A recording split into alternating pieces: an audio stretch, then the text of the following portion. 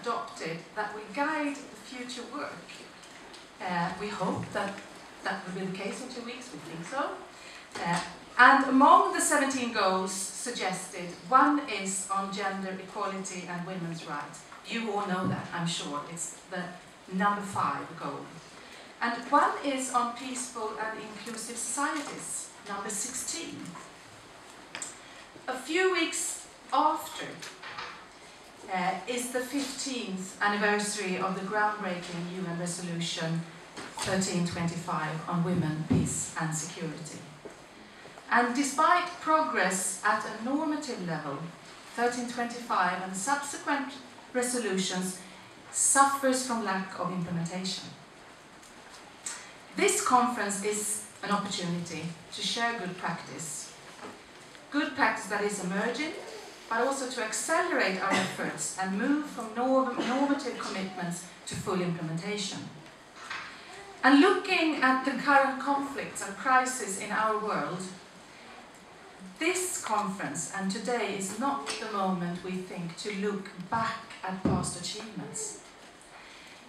We need to identify priorities for future action. We need to do more.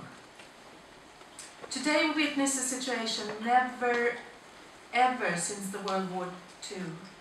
60 million people have been driven from their homes by war, violence and persecution. We also witness how women and girls, because of persistent gender inequalities, are disproportionately affected by conflicts and crisis. And in Syria, women and girls are sold for a package of cigarettes. They are raped and forced to early marriage in a systemic manner. Growing research and evidence show a strong correlation between gender equality and more peaceful societies. Maybe no news to us in this room, but so important to rely on this experience. Gender equality is therefore a central strategy to mitigate violence and conflict and to reach sustainable peace and human security. So while we have global commitments, we have to ask ourselves, are we doing enough? What can we do to further accelerate the implementation? Women, peace and security suffers from pressing funding gap. One thing that will be discussed at the 15th anniversary of the 1325 in New York next month is that at least 50% of the aid to countries in conflict and post-conflict is specifically targeted for gender equality and women's rights. Sida already fulfilled this goal, but we are maybe the exception and not the rule, so it's so important to continue this push. But we cannot be satisfied. We cannot be satisfied with what we do.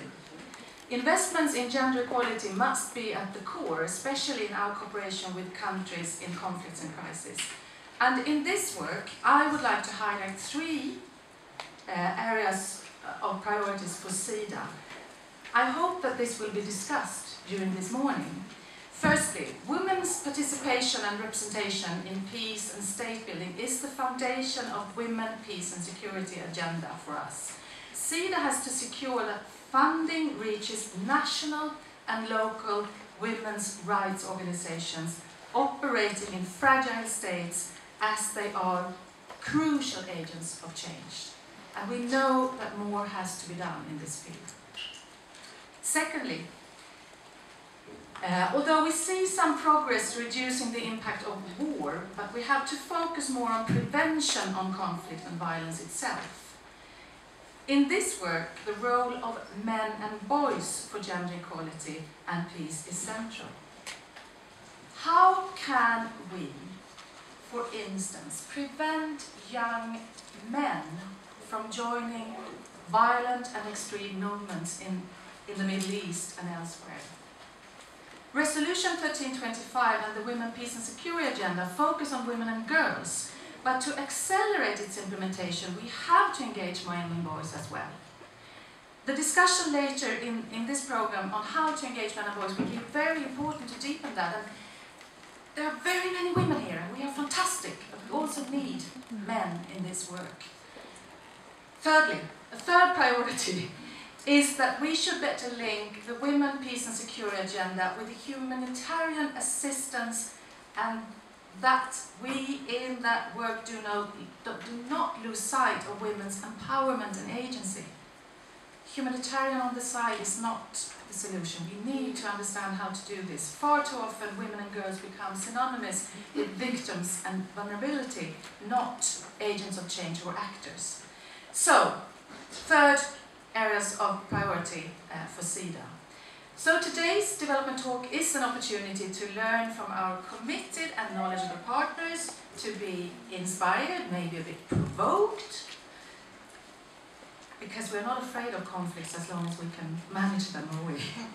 Because we want us all to make a difference. And once again, welcome, and over to you.